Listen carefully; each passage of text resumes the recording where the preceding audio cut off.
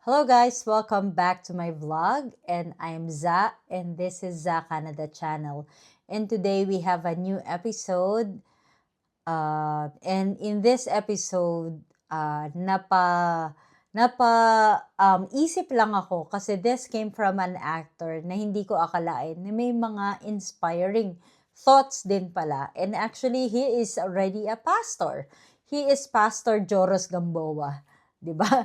Imagine mo siya lang yung taong nakikita ko sa Hello Love Goodbye ni Catherine Bernardo at ni Alden Richards. And then siya yung best friend ni Alden Richards doon. At hindi ko alam na yung taong parang lolo-loko pala is may wisdom pala or may hindi ko naman sinasabi na siya 80-80 siya, pero coming from his wacky side, hindi ko alam na may ano pala siya, may quotable quotes. And this is what we're going to talk about today. This is all about test become testimonies and mess becomes messages.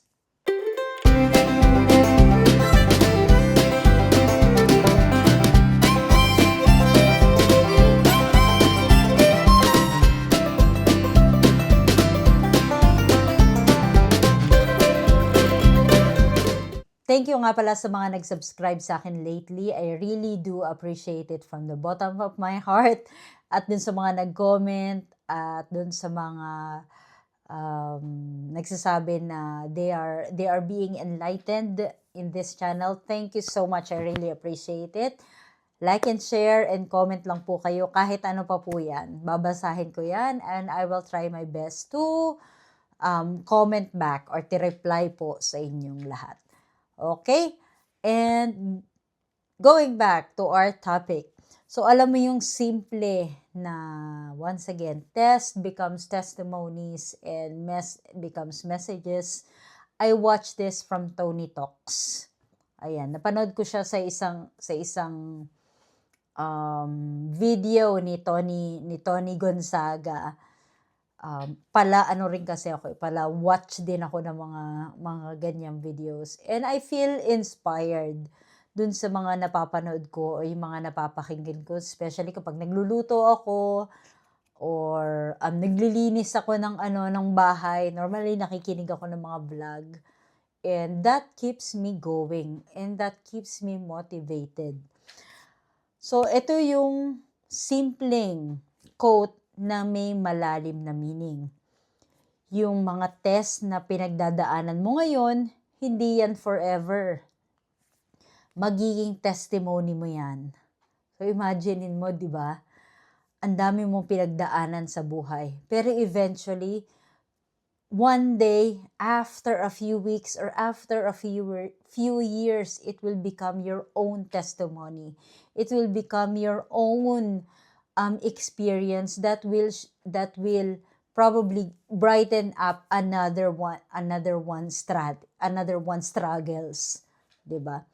Tapos yung mess mo naman is magiging or yung mess, yung magulong buhay, mess, MESS, okay?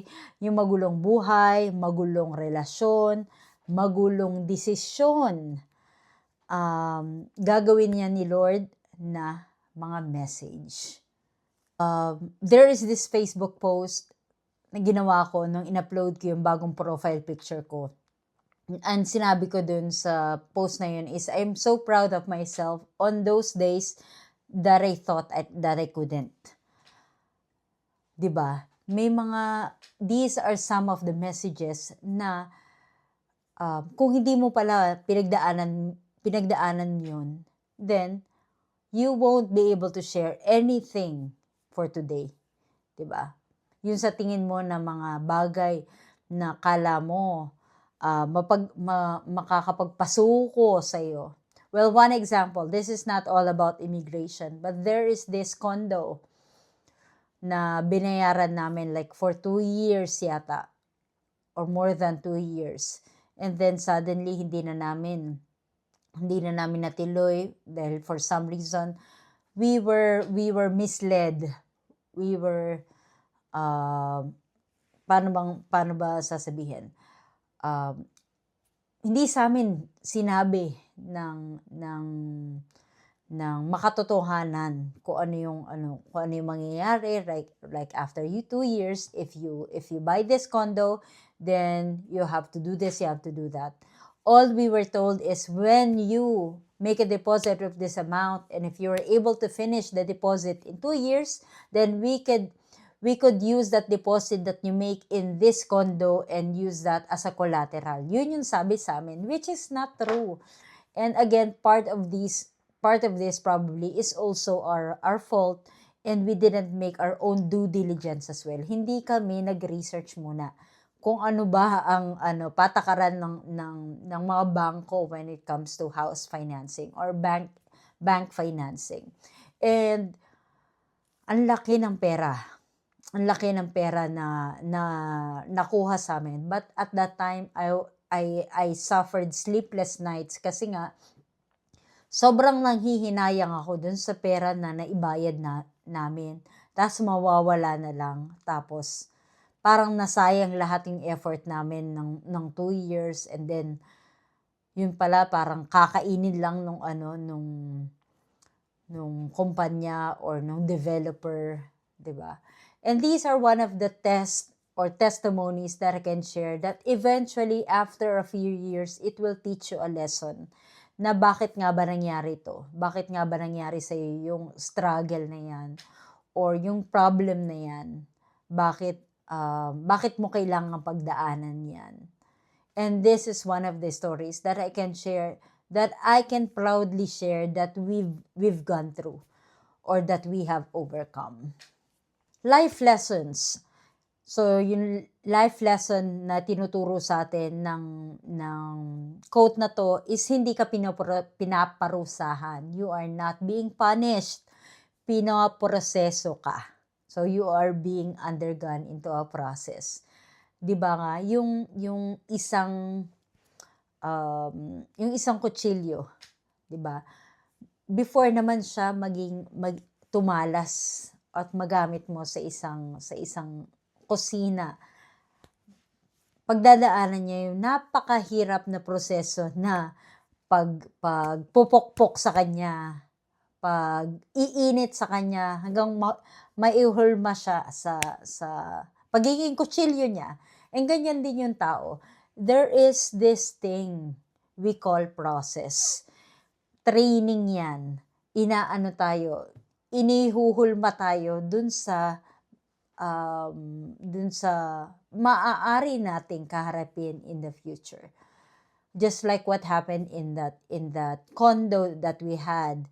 If that didn't happen, probably, then gullible pa rin kami hanggang ngayon, di ba? Kumbaga, kuha ng property without thinking, because at that time we were also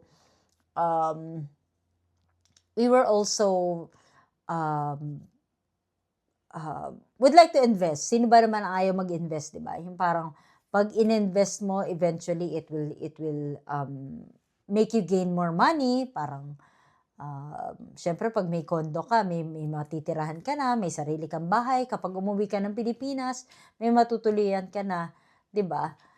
But that teaches a lesson na hindi dapat magpadalos-dalos sa mga bagay. Hindi porket maganda magandang pakinggan, maganda na agad or go na agad. Diba? That's one of the lessons that we have learned in that aspect or in that situation. Tapos, may purpose ang mga mess. Kung ang gulo-gulong ng buhay mo ngayon, like everything is a mess. Like, just like what's happening in immigration right now, everything is a mess. Lahat ng mga bagay nagtatapos, lahat ng mga inaasahan mong program, biglang nawala. Just like the caregiver pathway. Probably it's teaching you a lesson. I have this friend na, yun nga, inaasahan niya yung caregiver pathway in March 2026. And unfortunately, immigration released a statement that they are going to pause, to put a temporary stop on that pathway at hindi siya maibabalik up until 2030. And yun lang yung inaasahan niya para kasi nga parang ang permit niya magi-expire in October 2026. That will hopefully lengthen yung stay niya dito sa Canada. But since nag-stop nga, she is currently in a mess. And I'm sure that particular mess is currently teaching her a lesson na huwag umasa sa iisang pathway. Try to find different pathway or different plan in your life para makapag-stay ka pa ng mas matagal dito sa Canada. And may timing ang bawat testimony. Hindi agad, pero darating. 'Di ba nga, sa tamang panahon.